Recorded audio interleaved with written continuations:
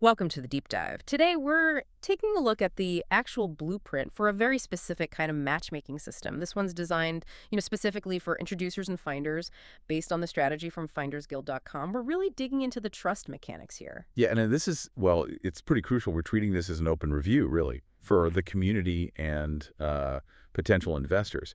Because the system, it isn't just about making deals flow smoothly. It's about tackling, I think, the biggest hurdle for any network.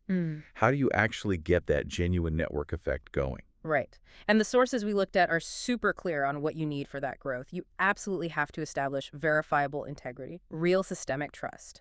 And you need to do it before it's too late. Exactly. Because in this world, high-stakes introductions, deal brokering, Yeah. failure. It often means your reputation takes a serious hit. And once that trust is gone, well, the whole thing can just fall apart. The sources really frame this as like an urgent strategic thing. If you look back at why similar things failed, it seems to always come down to users getting matched with people who were disingenuous or trying to patch them. Yes, patch them. That's a key term. Okay, wait, let's define that straight away. What does patch you actually mean in this context? It's basically someone trying to get immediate value, but only for themselves, one-sided. They want to, sell you something or get you working on their project, maybe leverage your network. But there's zero intention of putting in the time or energy to build something reciprocal. They see you as a quick fix, a patch, for whatever they need right now. Got it. So purely extractive, which brings us right to the main challenge then. How do you actually design an integrity filter that's strong enough to weed out these kinds of actors? And importantly, how does that filter connect to the bigger picture? The sources call it community resiliency. The connection there is, well, it's fundamental. As we'll get into, the tech and social systems we've built, they're speeding up, heading towards a kind of tipping point. Yeah. And the strength of our trusted human networks, that's our community resiliency, that's looking like it'll become the ultimate survival mechanism, frankly. Yeah. Building this integrity engine isn't just good business. It's essentially preparing the community for what's coming. Okay, so let's dive into that engine, the core of integrity. The goal is filtering out bad actors and doing it fast. And it's definitely more than just matching skills. It needs a way to spot and, crucially, handle red flags decisively. That's exactly right. It's really a two-pronged approach. You need front-end filters, ways to discourage people who aren't going to contribute from even joining. And then critically, you need immediate and really decisive feedback mechanisms. Feedback mechanisms? Yes. If someone gets reported as a bad actor, the system has to act swiftly, remove them. Any ecosystem that can't police itself effectively and quickly is just going to decay. Simple as that. All right, let's get specific then. What are the untrustworthy traits this system needs to screen for? The sources lay out three big red flags. First up is what they call the false collaborator. Okay, so this isn't just about someone having a big ego, though that might be part of it. It's more calculated. The false collaborator, they approach teamwork, but there's always a condition, you see. They only want to pursue their idea. And they implicitly expect everyone else to just become like a legion to his cause. So my way or the highway, basically. Yeah, pretty much. And the key operational sign, they are never willing to follow, never willing to support or contribute to someone else's initiative. They just can't take a secondary role or back a shared vision unless they're the one driving it. That inability to follow, it suggests a real lack of commitment to genuine partnership.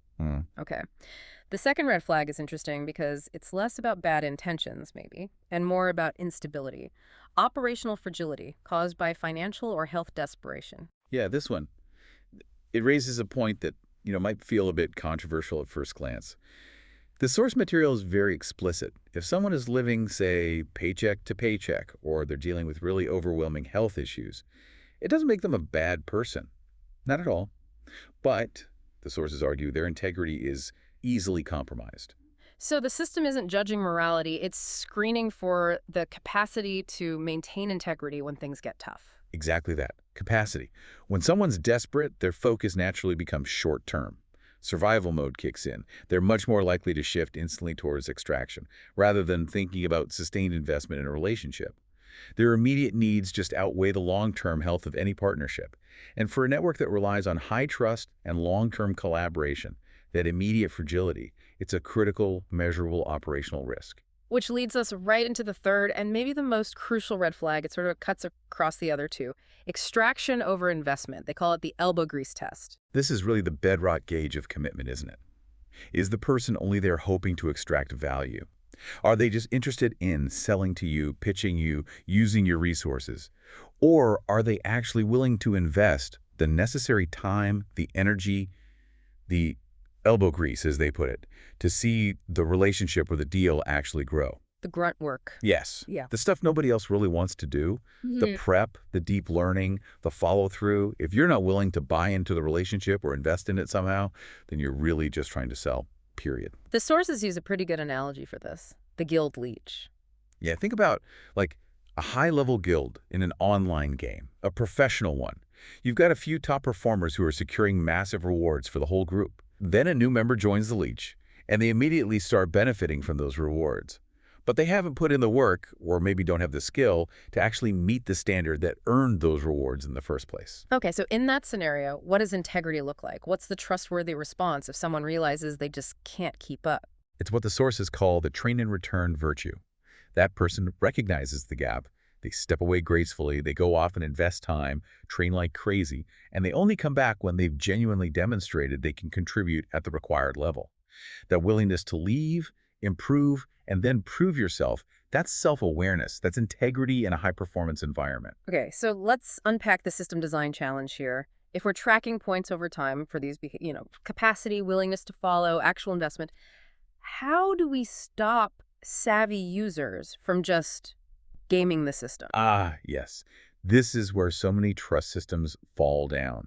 The sources specifically warn against relying only on peer validation. You mentioned the Amazon example earlier. Yeah. We're talking about any system where peers just rate each other. Product reviews, service ratings, even internal company performance stuff. Why? What's the core problem there? Because they're just incredibly easy to rig.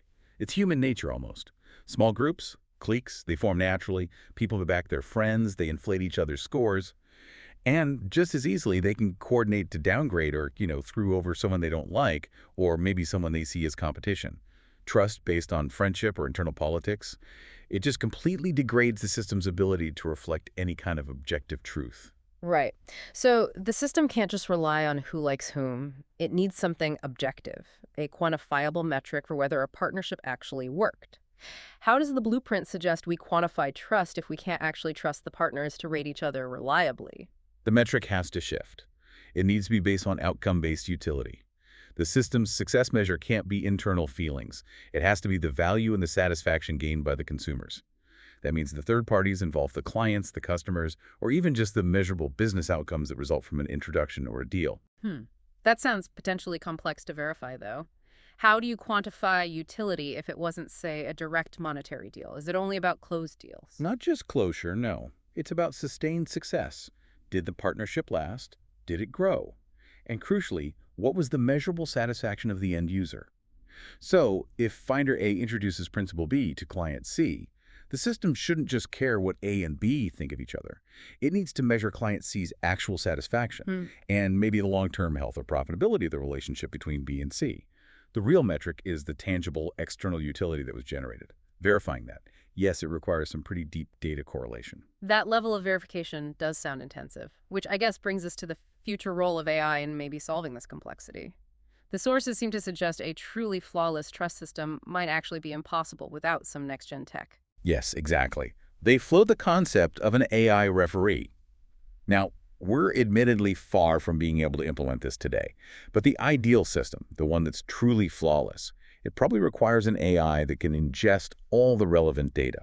Inputs, outputs, communication logs, maybe even analyzing meeting transcripts, looking for patterns of dishonesty, manipulation, or, someone consistently taking credit while others do the actual elbow grease. An objective observer. An objective, tireless observer. An AI could theoretically report accurately when systematic gaming is happening.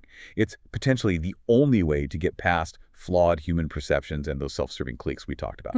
Okay, but even if we figure out the mechanics, the metrics, the AI, why the urgency, the tone in the sources shifts pretty dramatically here, from system design to, frankly, talking about survival. What's the immediate real-world consequence if we fail to build this kind of high-integrity system right now? And this is where it gets really interesting and maybe a bit unsettling. Like you said, the sources seem to move past just the mechanics because of this breakdown in trust that cleats, the desperation driving extraction.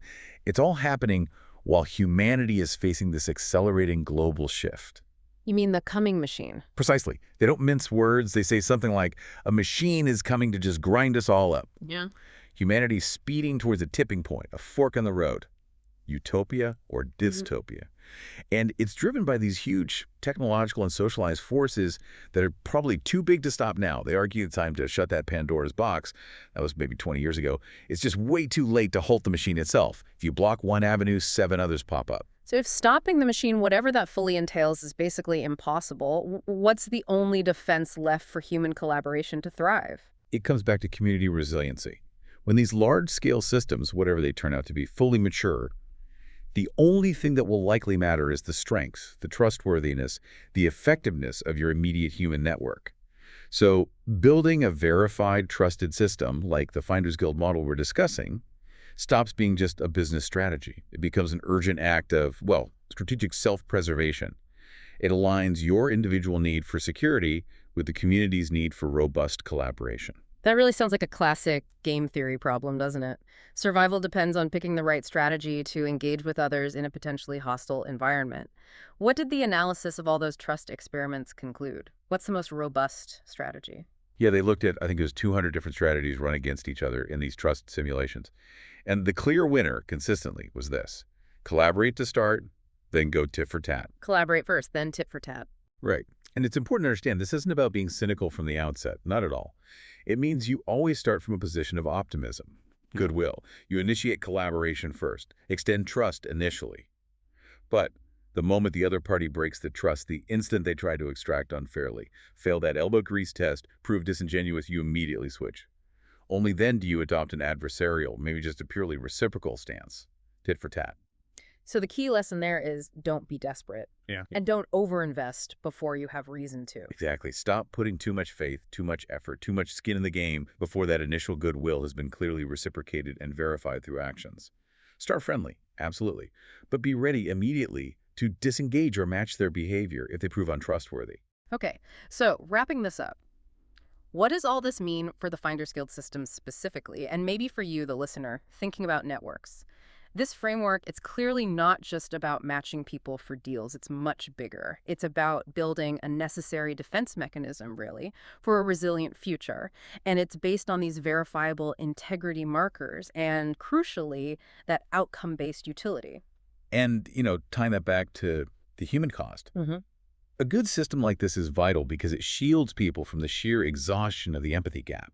It takes so much energy to constantly try and bridge that gap with people who just aren't willing to meet you halfway, who won't reciprocate. It's draining. A reliable system helps ensure you're directing your valuable energy, your investment, towards partnerships that actually have the capacity to grow and give back, instead of, constantly watering a dead plant. That tit-for-tat strategy, though, it sounds strict, necessary maybe for the system's survival, but human beings, we always add complexity, don't we? Especially around failure, mistakes, second chances.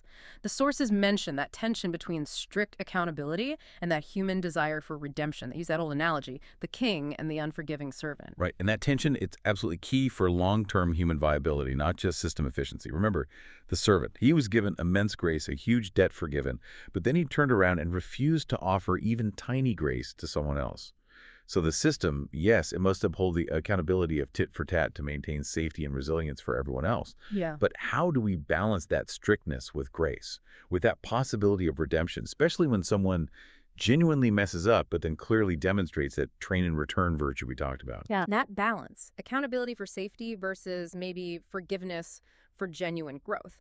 That tension feels like it will define the long-term success and, well, the humanity of any truly resilient network. And that's a really powerful thought to leave you with. In a future demanding constant verification and trust, how does a successful system stay secure without completely closing the door on meaningful, honest redemption?